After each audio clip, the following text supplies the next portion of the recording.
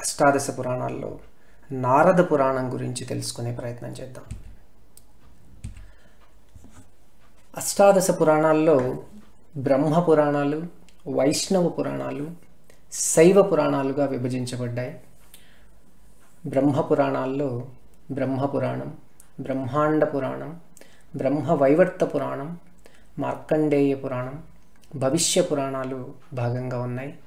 ఇప్పటిదాకా బ్రహ్మ పురాణాల్లో బ్రహ్మ పురాణం గురించి తెలుసుకున్నాం. ఇక వైష్ణవ పురాణాల్లో పద్మ పురాణం, నారద పురాణం, విష్ణు పురాణం, గరుడ పురాణం, వరాహ పురాణం, భాగవత పురాణం, మత్స్య పురాణం, కూర్మ పురాణం, వామన పురాణాలు భాగంగా ఉన్నాయి. ఇప్పటిదాకా వైష్ణవ పురాణాల్లో పద్మ పురాణం, విష్ణు పురాణం మరియు భాగవత పురాణాల గురించి తెలుసుకున్నాం. ఇక శైవ పురాణాల్లో వాయు పురాణం, లింగ పురాణం, స్కంద పురాణం మరియు అగ్ని పురాణాలు భాగంగా ఉన్నాయి. శైవ పురాణాల్లో వాయు పురాణం గురించి తెలుసుకున్నాం. ఇక నారద పురాణం గురించి తెలుసుకునే ప్రయత్నం చేద్దాం. నారద పురాణము నారద మహాముని ఉపదేశించినది. నాభి స్యాన్నారదీయకం, శ్రీ మహావిష్ణువు యొక్క నాభి స్థానంతో పోల్చబడింది ఈ నారద పురాణం. ఇందులో పూర్వఖండం, ఉత్తరఖండం అని రెండు భాగాలు, 25,000 శ్లోకాలు ఉన్నాయి. మొదటి ఖండంలో 125 అధ్యాయాలు, రెండవ ఖండంలో 82 అధ్యాయాలు, కలిపి మొత్తం 207 అధ్యాయాలు ఉన్నాయి. ఈ పురాణంలో వర్ణాశ్రమాచారాలు, శ్రాద్ధ విధి, ప్రాయశ్చిత్తము మొదలైనవి వర్ణించబడ్డాయి.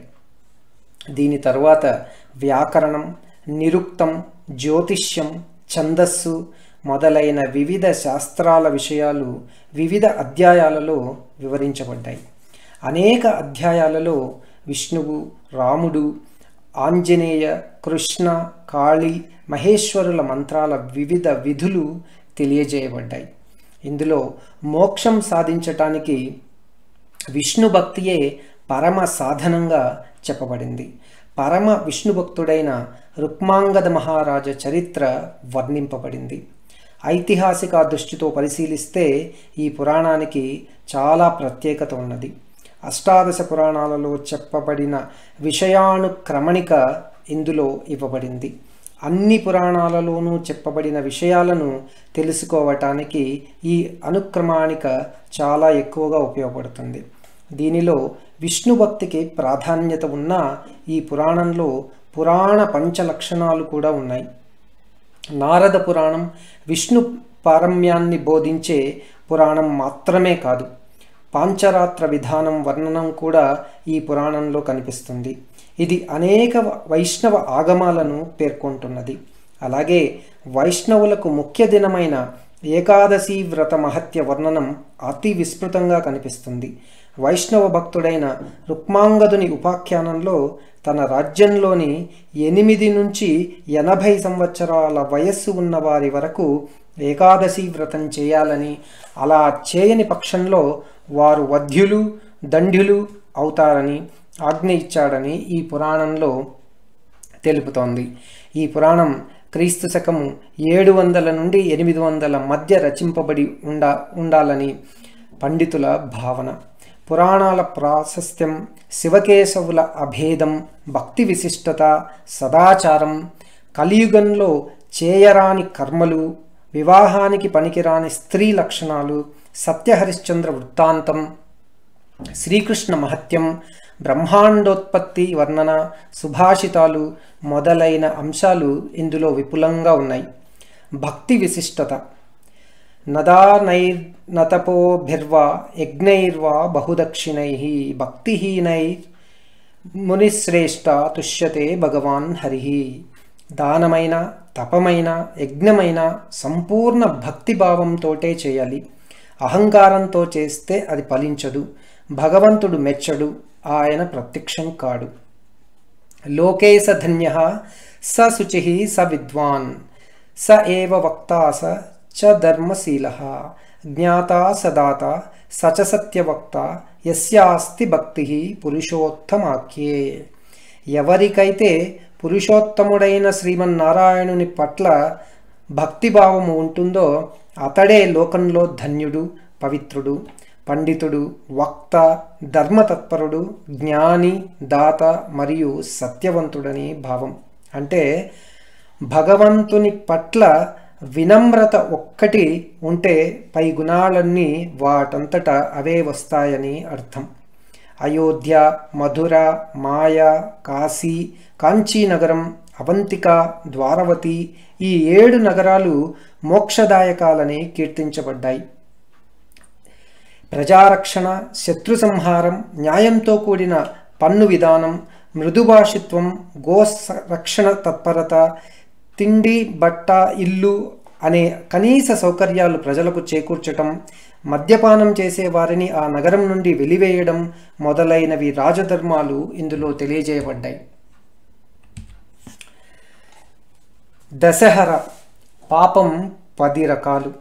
దౌర్జన్యంతో వస్తువులను తీసుకోవటం, ఇతరులను హింసించడం, పరస్త్రీలను అనుభవించటం, కఠినపు మాటలు మాట్లాడటం, అబద్ధాలాడటం, చాడీలు చెప్పటం, అసంబద్ధ ప్రలాపాలు చేయటం, ఇతరుల వస్తువులను కాజేయటం, ఇతరులకు చెడు జరగాలని కోరుకోవటం, పనికిరాని విషయాల్లో పట్టుదల.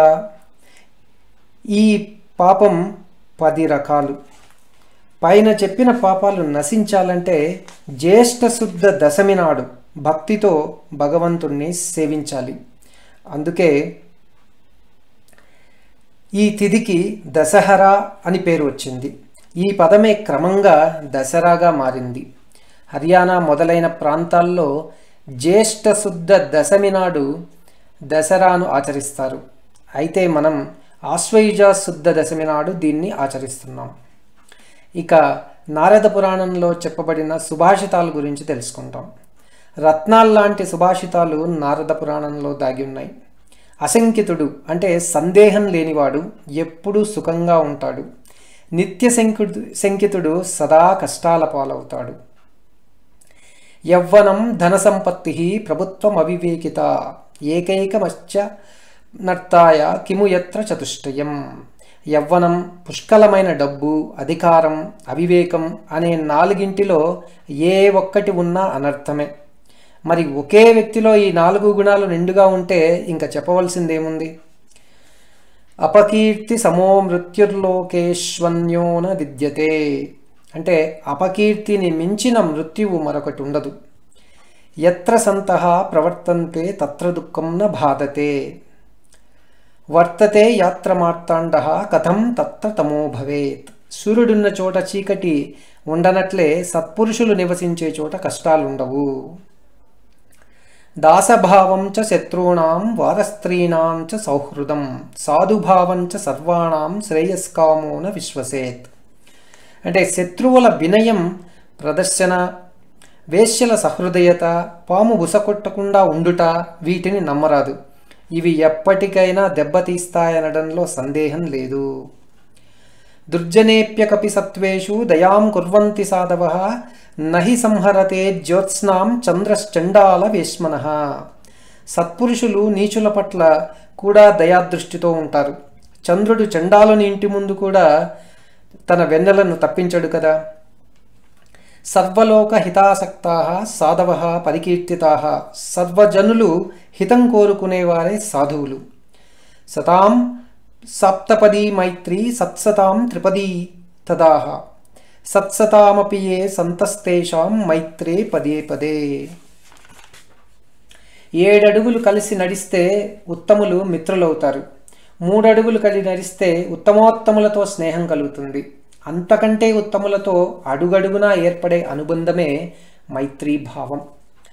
సుజనోన యాతి వైరం పరహిత బుద్ధిర్వినాశకాలేపి ఛేదేపి చందన తరుహు సురభయతి ముఖం కుఠారస్య. ఎల్లవేళలా ఇతరులకు మంచిని కోరువాడే ఉత్తముడు. తనకు ప్రాణాపాయ స్థితి వచ్చినా సరే తన స్వభావం మార్చుకోడు. శత్రువుకు సైతం హితాన్నే కోరుతూ మరణిస్తాడు. గంధపు చెట్టు అందరికీ సువాసనలు పంచిపెడుతుంది. చివరకు తనను నరికే గొడ్డలికి సైతం అది తన పరిమళాన్నే ఇస్తుంది కదా. అవంద్యం దివసం కుర్యాత్ దానాత్ అధ్యయన కర్మసు. అంటే దానము అధ్యయనము ఈ రెండింటిని సర్వదా చేస్తూనే ఉండాలి. ఎన్ని అవాంతరాలు వచ్చినా ఆపరాదు. యత్కీటై పాంసుభి శక్తై వల్మీకః క్రియతే మహాన్ న తత్ర బల సామర్థ్యం ఉద్యోగస్తత్ర కారణం. చీమలు చిన్న మట్టి పిల్లలతో పెద్ద పెద్ద పుట్టలను తయారు చేయగలుగుతున్నాయి.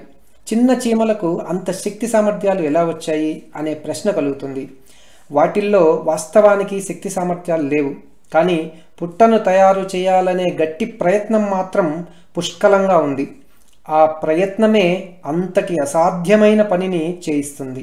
కనుక చీమల్లో ఉన్న ప్రయత్నమనే గుణాన్ని మనము అలవర్చుకుంటే అసాధ్యాల్ని సుసాధ్యాలు చేయవచ్చునని హితవు పలుకుతోంది నారద పురాణం. యథా ఖనన్ ఖనిత్రేణ భూతలం వారి విందతి తదా గురుగతాం విద్యాం శుశ్రూషరధిగచ్చతి. విద్యా సముపార్జనలో ఉత్తమమైన ఉపాయం గురుసేవ. దీనితో గురువును తృప్తిపరచిన కొద్దీ విద్య వస్తూనే ఉంటుంది. కొన్నిసార్లు చివాట్లు తప్పవు, మరికొన్నిసార్లు దండన తప్పదు. అన్నింటినీ భరించాలి. నిరంతర శుశ్రూషతో వారి అనుగ్రహం పొందాలి. విద్య ప్రవహిస్తుంది, సందేహం లేదు. దీనికో దృష్టాంతం. బావి తవ్వేవాడు తన పని చేస్తూనే ఉంటాడు. అతని మీద మట్టి పడుతూ ఉంటుంది, చేతులు బొబ్బలెక్కుతాయి, నీరసంతో నిలవలేని స్థితి వస్తుంది. అన్నింటికీ తట్టుకుంటాడు. నీరు వచ్చే వరకు త్రవ్వుతూనే ఉంటాడు. తప్పకుండా నీరు వచ్చి తీరుతుంది. ఆ నీటిలో తడుస్తాడు. తన కష్టాలన్నీ మర్చిపోతాడు. ఈ విధంగా గురు శుశ్రూష చేస్తే చక్కని విద్య ప్రాప్తిస్తుందని భావం. ఇలాంటి సూక్తి రత్నాలెన్నో ఉన్నాయి నారద పురాణంలో. యశృణోతి నరో భక్త్యా శ్రావయేద్వా సమాహితః స యాతి బ్రహ్మణో ధామ నాత్ర కార్యా విచారణ. భక్తి శ్రద్ధలతో నారద పురాణం పఠించేవారు, వినువారు బ్రహ్మ సాయుధ్యం పొందగలరు. హరి ఓం తత్సత్.